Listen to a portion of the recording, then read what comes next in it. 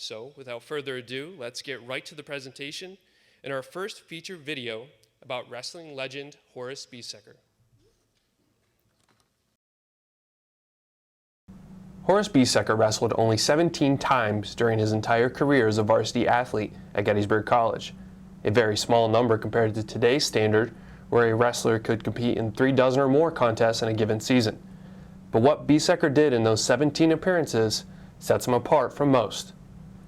Hailing from nearby Fayetteville, Besecker officially walked onto the varsity mat during the 1936-37 academic year. In 7 matches, he went 6-1 with 4 pins, and his only loss coming against Lafayette.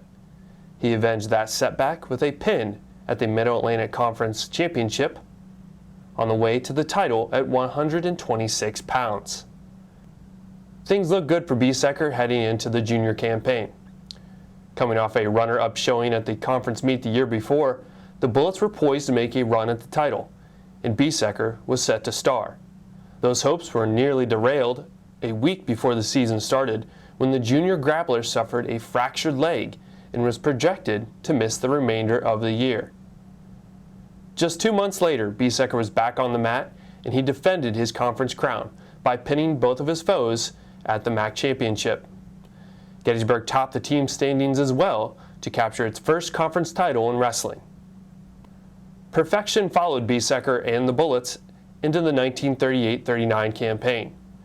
Gettysburg dismantled the competition on the way to a 6-0 record, including a win over highly touted Temple, and capped the season by winning its 2nd consecutive Middle Atlantic crown.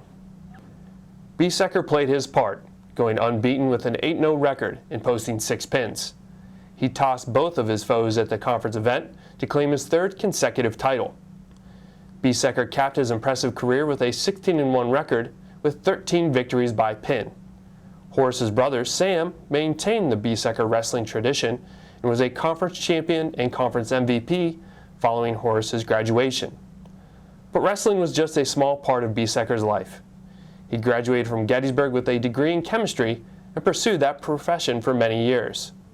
But seeing a need in social change, Besecker switched careers and went into social work in the 1950s. He became the Director of Social Services at City Mission Society, where he worked for nearly 3 decades, serving as a vocal advocate and community organizer for welfare rights, civil rights, and prison reform. He remained an active sports competitor and fan, competing in baseball and softball leagues well into his 50s, and cheering for his beloved Red Sox during their World Series run in 2004. He was active in the local community and at his local church, and he traveled to Kentucky and West Virginia as part of Habitat for Humanity well into his 80s. Horace passed away on August 31st, 2013, at the age of 96.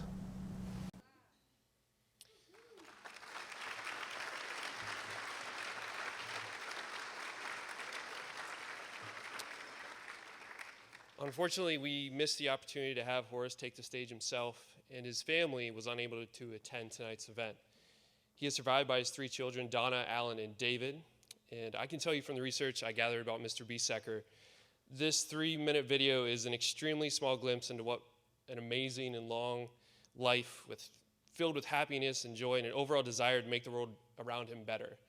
This doesn't even touch what this man did in his 96 years. In a conversation with Donna a few weeks ago, she expressed her family's gratitude toward the college for her father receiving this honor. So.